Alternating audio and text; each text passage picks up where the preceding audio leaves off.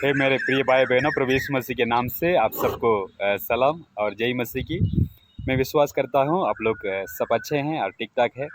परमेश्वर का दया और अनुग्रह से हम भी ठीक है, सब कुछ ठीक ठाक चल रहा है। आपका प्रार्थना के लिए खास करके मैं धन्यवाद कहना चाहता हूँ।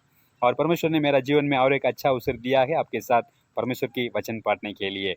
मैं आज आपसे न्यायों का पुस्तक से शेयरिंग करना चाहता हूँ। न्यायों का पुस्तक उसका 6वां अध्याय में जो गिदोन के बारे में लिखा है, उससे मैं कुछ बातों है परमेश्वर की ओर से सीखा और उसी बातों से परमेश्वर ने मुझे बहुत उत्साहित किया और मेरी आत्मिक जीवन में और सेवकाई की जीवन में आगे बढ़ने में मुझे मदद किया और सामर्थ्य दिया। तो मैंने सोचा आज आपसे भी वही बातों को मैं बांट लूँ। मेरे प्रिय भाई बहनों, जब परमेश्वर की स्वर्गदूत गिदोन के पास आया तब गिदोन अकेला काम कर रहा था और चुप चुप के काम कर रहा था और डर के मारे काम कर रहा था। मेरे प्रिय भाई बहनों, ऐसे व्यक्ति को परमेश्वर ने चुना ताकि उसके द्वारा परमेश्वर बहुत बड़ी चमत्कारी कार्य कर सकते हैं। उन्होंने अपना जीवन के बारे में बहुत सोचकर डर के मारे वो वहाँ काम कर रहा था, क्योंकि उनका जो दुश्मन लोग थे उनका नाम है मिदियानी लोग। मिदियानी लोग कभी भी उनके ऊपर, इसराइली लोगों के ऊपर षड्यंत्र कर सकते हैं, चढ़ाई करके उनका बैल बकरी और गाय और गधा सब कुछ वो लोग लेके जा सकते हैं। और हर साल जब भी फसल निकल के आता है उनका खेती बाड़ी में, वो लोग आकर पूरा नष्ट करके नाश करके चले जाते हैं। तो यही हालत चल रहा था। 1 साल नहीं, 2 साल नहीं, 3 साल नहीं, 7 साल उनका जीवन में यही दुर्दशा था। उनका जीवन में बहुत परेशानियां था। कोई भी उनका जो दुश्मन से लड़कर युद्ध करके लोगों को छुड़वाने के लिए कोशिश कर नहीं पाया। कोई भी कोशिश नहीं किया उनको छुड़वाने के लिए।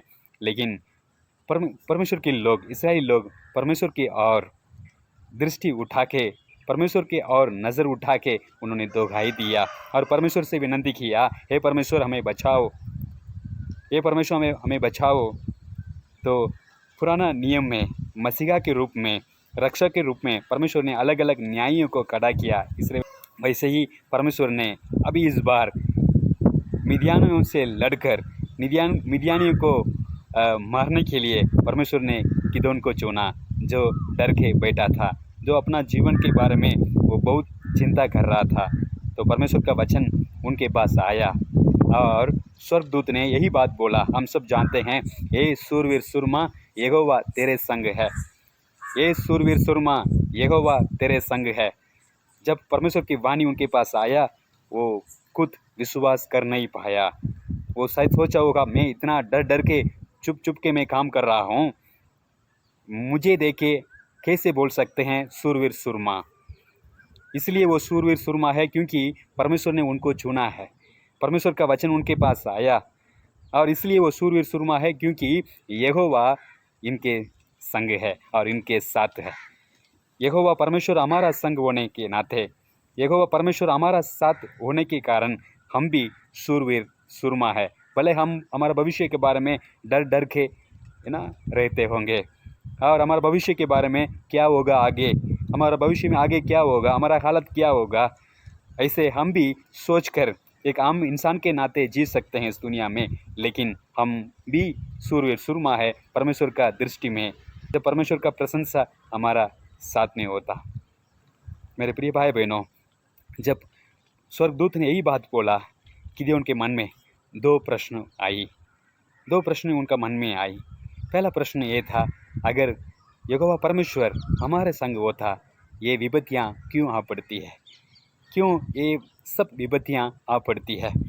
क्यों ये सब परेशानियाँ हैं हमारे जीवन में अगर परमेश्वर यहोवा हमारा संग होता?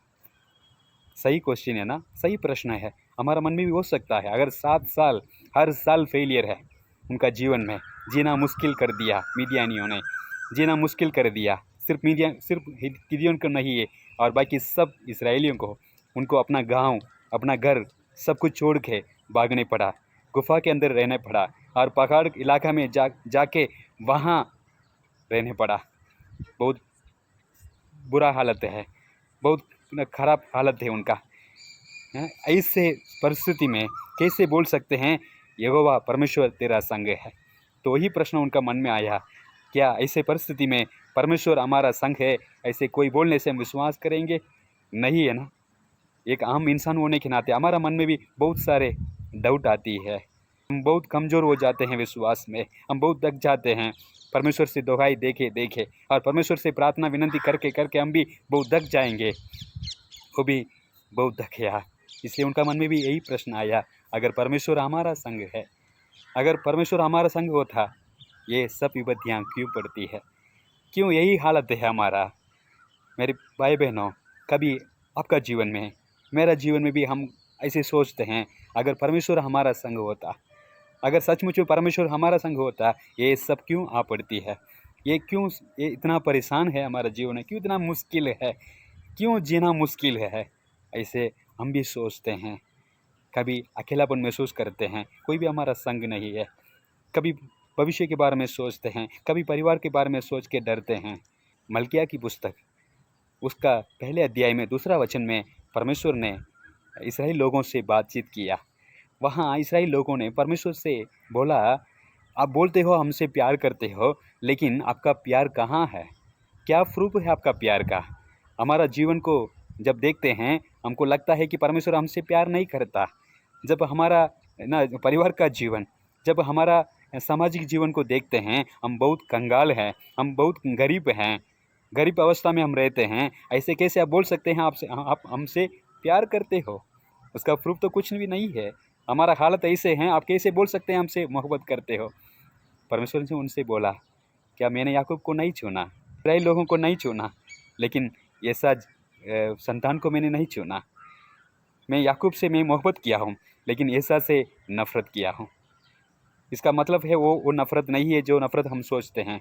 मतलब परमेश्वर ने याकूब को चुना, याकूब को ही चुना, लेकिन एसा का संतान को परमेश्वर नहीं चुना। तो यही बात परमेश्वर ने इस्राएल लोगों को, जो बाबिलोन से वापस आए हुए लोगों को उन्होंने बताया, उन्होंने समझाया। मेरे प्रिय भाई बहनों, कई बार हमारे जीवन में जब लगता है कि परमेश्वर हमारा संग नहीं है, एक बात हमें समझ में आना चाहिए, एक बात हमारा मन में होना चाहिए, परमेश्वर ने, इस दुनिया में बहुत सारे लोग हैं, इतना इतना जनसंख्या है इस दुनिया में, लेकिन परमेश्वर ने आपको और मुझे चुना है। क्या ये बड़ी बात नहीं है? या उद्धार नहीं दिया जो दूसरे को नहीं मिला है, जो अंबानी अदानी को नहीं मिला है, हमें मिला है? क्या ये बड़ी बात नहीं है? दूसरा प्रश्न उनका मन में आया, कहाँ है जो अद्भुत कार्य है, कहाँ है जो चमत्कारिक कार्य है जो हमारा पुरखा ने कहा? जब इसराइली लोग मिस्र में से कानान देश में वापस आए, तो रास्ता में परमेश्वर ने बहुत बड़ा महान चमत्कारिक और अद्भुत कार्य किया है। वो सब अभी कहाँ है? वो सब अभी कहाँ है? और मिस्र से छुड़वाया परमेश्वर ने इस्राएल लोगों को, मिस्र का राजा फिरौन से छुड़वाया। कितना बड़ी बात है। वो परमेश्वर अभी कहाँ है जिन्होंने अद्भुत किया, जिन्होंने अद्भुत कार्य किया? वही उनका मन में प्रश्न है। अभी वो सो रहा है, या कहीं भाग गया है, या कभी हमसे दूर चला गया है? वो क्या हुआ है? यही प्रश्न उनका मन में था। उन्होंने पूछा, लेकिन स्वर्गदूत ने इनडायरेक्ट जवाब दिया। इनडायरेक्ट जवाब यही दिया, अपनी इसी शक्ति से जा। ये गिदोन, तू अपनी इसी शक्ति से जा, तू इसराइलियों को मिडियान के हाथ से छुड़ाएगा। मेरे प्रिय भाई बहनों, परमेश्वर इनडायरेक्टली यही कहते हैं कि तू जाओ। क्या महसूस करना चाहता है मैं तेरे संग हूँ? क्या तू महसूस करना चाहता है कि मैं आज भी जिंदा हूँ? क्या तू महसूस करना चाहता है मैं आज भी चमत्कारी कार्य कर सकता हूँ?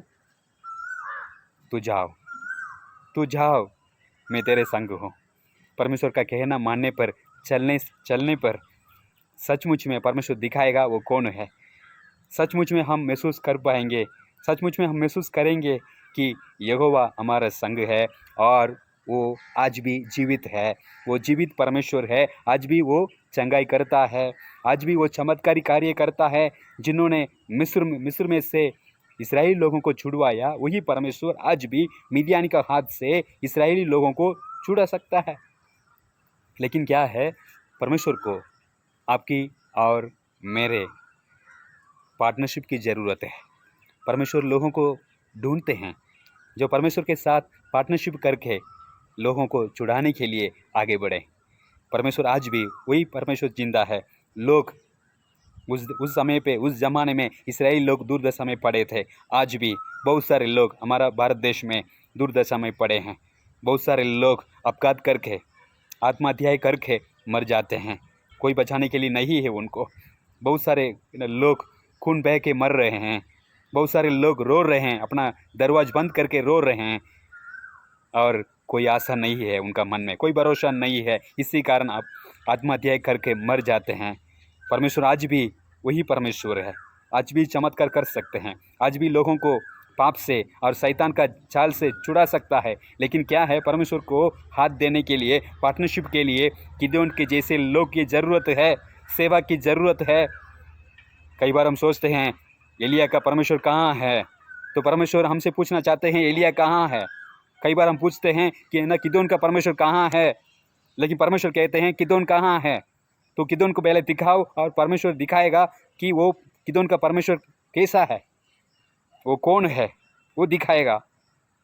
एलिया का परमेश्वर कौन है वो दिखाएगा बाद में, जब हम उसको दिखाते हैं। यहाँ है एलिया, यहाँ है एलिसा, यहाँ है मूसा, यहाँ है एरोन। मेरे प्रिय भाई बहनों, हम सब जब हम खड़े हो जाते हैं परमेश्वर के राज्य के लिए, परमेश्वर का लोगों को छुड़ाने का जो युद्ध में जब हम खड़े हो जाते हैं, तो परमेश्वर हमारा संग है।